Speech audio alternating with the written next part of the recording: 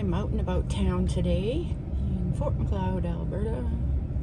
It's Sunday, so everything is closed. But I gotta get a few groceries and probably visit a few of my Zen spots, and we'll go from there. I'm sitting at the Old Man River in just outside Fort Macleod. Well, in Fort Macleod. There's a river bottom here where I take the kids to play, and this is back here is where we magnet fish. Winter's coming, which I hate. I probably voiced that before, but I don't like winter. So while it's a nice day, I need to sit outside and absorb some of this. My husband doesn't share the same love for outdoors that I do. So I go out and get as much as I can. I've been trapping cats. The lady next door went into the hospital a couple months ago, and someone accidentally let her 3 cats out. These cats have never been outside, except the third one was rescued from outside a few years ago, but the other ones have never been outside. But I caught them quite fast. And the third one, it's been about 2 months, this cat showed up in my greenhouse, because they all show up in my greenhouse. And it was a black fluffy cat, and I've never seen a black fluffy cat in my yard. So I decided to trap it, and all the markings and that seemed to be the right ones. We called her, but she can't see pictures right now because she's got COVID, and she can't get pictures on her phone, so nobody can go see her. So me and her friend, we put the cat in the house. Here's where I'm sitting.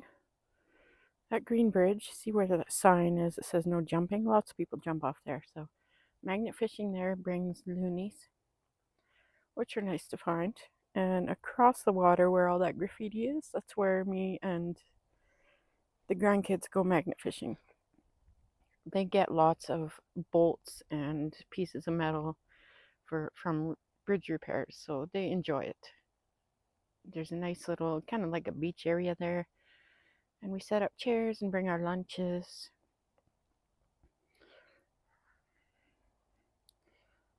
And then down that way, oh, there's somebody fishing. Down that way, there's a little road behind me that goes down to the river bottom where I take the boys swimming. Not really swimming because none of us can swim, but we can play in the water.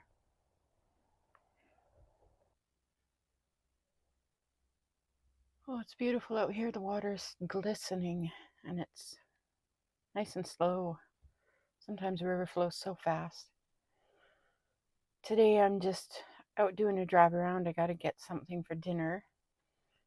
And I'm going to go through the compost lot after this. Sometimes I find pieces of wood or trees that I can make things with. That's the only reason I go through there. People have abused it and put garbage in there and things like that. So they closed down all the garbage bins.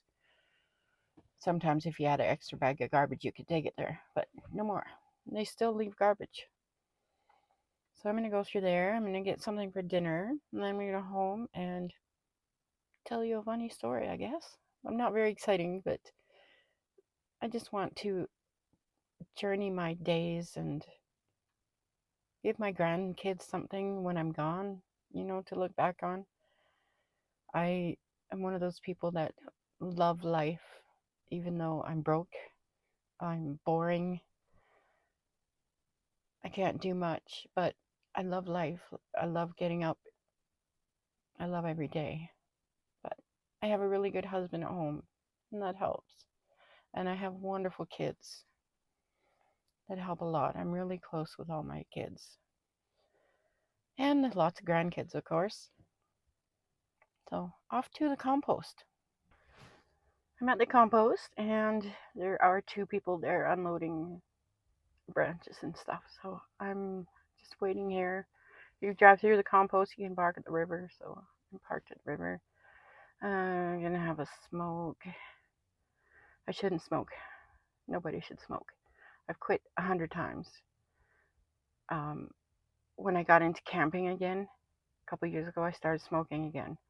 So I'm going to share that with you, my quit smoking journey, because tomorrow I'm doing it. I'm doing it again. My husband hasn't had a smoke in over a year. He's done. So I'm going to be like him. And I'm going to do it. I can do it. I got all winter. Just camping for some reason makes me want to smoke, but if I have a full winter of not smoking, I think I can be okay. So I'll let you know how I'm doing with that this week. Just waiting for those guys to finish up, and then I'm going to go see if there's any wood pieces. I got some wood cookies here one day, and I mean, you might think not a big deal, but to buy those for your crafting, you can pay $20 a piece for just a slice of a tree. So I have a whole bunch just from this place, and sometimes you find pieces of driftwood. Sometimes you find little old cupboards. I found an old cupboard, two of them, little cupboard doors, probably 1 foot by 1 foot. And I made clocks out of them. And I put resin in the broken parts, blue resin, and embellished them and stained them. And I sold them each for $120. One of them went to New York. The other one went to Alberta. One of my aunts bought it, but the other one went to New York.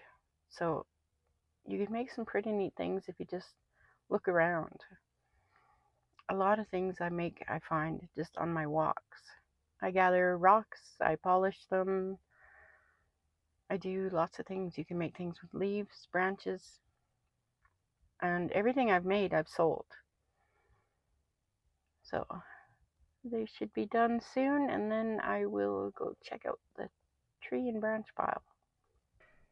Another place that gives away free stuff is the Trust Place in Fort Macleod. It's usually pallets and little strips of wood.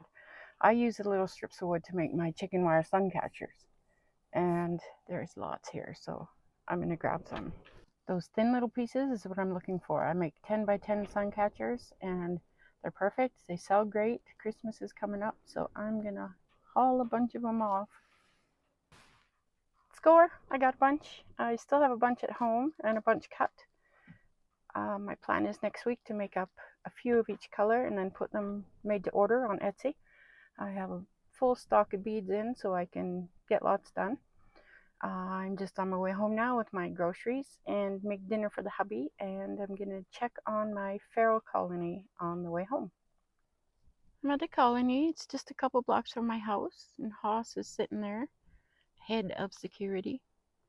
He goes after cats that try to enter the colony. He's waiting for food from me. He's got a full dish. They have a full dish, but someone else put it down, and they trust me because I've been coming for over 3 years. So even though they have food, if I don't put food down, they'll be upset. And when I put food down, even though they've eaten, they will come and eat my food. But we've grown pretty close. I sit with them and we have rotisserie chicken parties, and I spent a lot of time with them talking and singing to them. So we're gonna get you some food, Haas. You want some food? Getting cold out here. Poor baby. See, they come and eat in my pile of food, even though that dish is full there. But the two long-haired black cats came and ate. And this cat is Miss Hiss, and she is scared of every little noise. She leads a very stressful life, and I hate seeing her so stressed out all the time. There used to be 12 of them, and now there's only 5, so they don't have the added companionship, that they had at 12 cats. Most of them have been picked off by predators, one by a car. 2 went into rescue. One of the ones that went into rescue passed away. My buddy. Time for me to get home. Fabio's hiding in the weeds. Go home, make some dinner. So I got that little piece of compost make a nice little clock or something. And I got a bunch of these strips, and some of them are live edge, which kind of is exciting because I can make live edge coasters. Okay, I got dinner going. What else do I have? ADHD. I've been trapping the neighbor's cats, trying to, for the past 2 months. She's in the hospital. She's very sick. She's coming home at the end of November. Now, her cats have never had contact with other humans, so it was tricky. I managed to get the first two, and we were able to verify with her pictures with her. She can't get pictures on her phone, but her sister takes her pictures in the city, and we check the markings. We take very good pictures.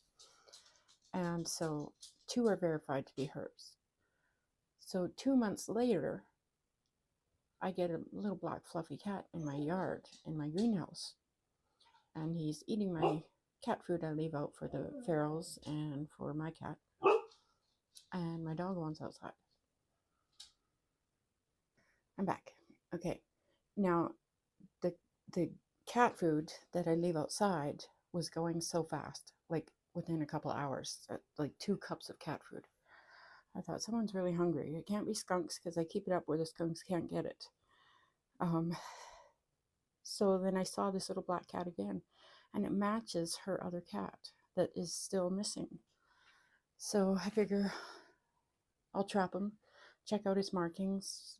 I couldn't tell if it's a boy or a girl because it's not it's not had interactions with humans, so I couldn't get close enough to it. But I got it in a trap and then into a crate and took a lot of good pictures. But we can't get the pictures to her because she now is suffering from COVID. So nobody can go visit her. So we showed her sister and we showed her best friend this cat. They think that it's her cat. So we put it in the house and it's doing fine with her other 2 cats. So I'm really hoping it's her cat. We'll find out near the end of the month. Her friend and sister keep checking on the cats to make sure that nobody's killing each other and they feed them and all that. But that would be so amazing. But throughout all this time, I've tried trapping cats in her yard, in her backyard, and I set a trap up in her house with a camera so I could watch because I don't have access to her house, just when her family comes. And she has a little hole on the outside of her house, the foundation, where cats can get in and out, and that's how they escaped. Someone had opened the trap doors in the floor in the kitchen, and the cats got out. I set up the camera, and you'd be amazed how many neighborhood cats went into her house. In her house, I trapped Persia, who is a white cat. She lives on the other block. She sat there for a while. She was upset, but she was pretty calm. She has to wait until my neighbor's friend gets off work so I can get in the house and let her out.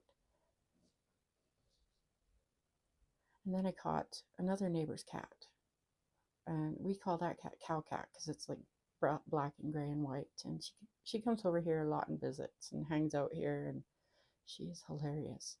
So I go let her out of the trap, and she just struts out of the trap, and as I'm resetting it, she's like, "Oh, I'm not done." So she goes back in the trap. I think I trapped her 3 or 4 times in the house and outside. I also trapped one of my ferals and another feral that there's at the end of the block. A bunch of ferals live. Someone else feeds those ones. I trapped one of those. And then I trapped this beautiful gray cat who he had his head against the bars of the trap and he was just absolutely depressed to be in this trap. I've never seen a cat depressed like that. So I let him out and we cuddled and rolled around on the grass for about half an hour. That was the nicest cat I've ever seen, and I've never seen it again, so I don't know where he came from. But it's been quite an adventure. We'll find out at the November 22nd, 23rd, if that black cat in her house is actually hers. And if it's not and no owners come forward, I guess it'll stay there. So it's been quite an adventure. I help a lot of people trap their cats. I help, sometimes one of the shelters will call me to help with cats or kittens. And so I thought it would be best just to get a trap to have of my own, because we don't have a shelter in town. I have to go out of town to other towns to pick up traps or deliver animals. So I got my own thanks to help from friends and family, and I can go out and help where I'm needed. This is my dog, Chinook. Chinook. I'm done for the evening, and I'll have some more adventures again. Probably just as exciting as these ones I've shown you today. Good night.